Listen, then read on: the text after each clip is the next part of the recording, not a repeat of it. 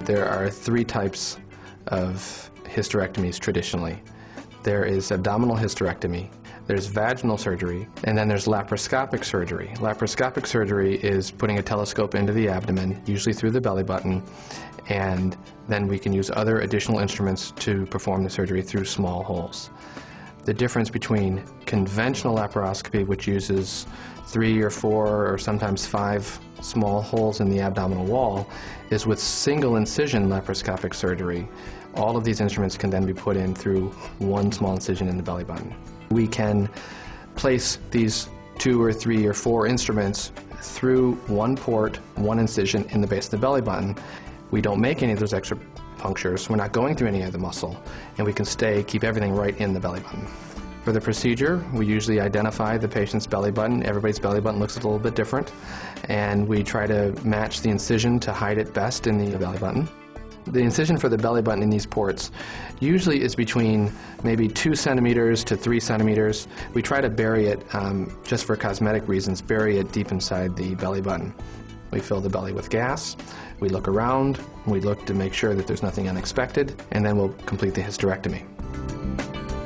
For the post-op recovery period, I would say that the average is probably about 1 to 2 weeks, with it being dependent on the patient's response. The benefits of single incision surgery, I would say first is that you only have one incision through the abdominal wall.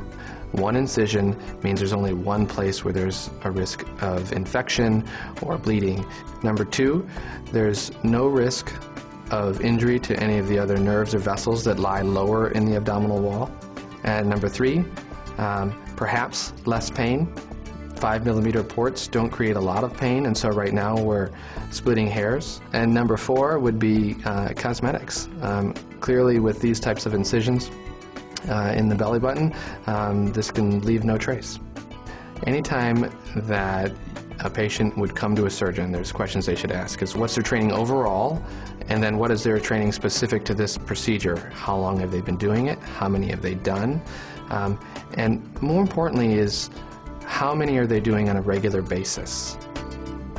If a physician has done a handful, then they should be upfront and they should tell the patient, I've done a handful of these. A lot of physicians say, why should we do laparoscopic surgery through one small incision when the other small incisions are so small anyway?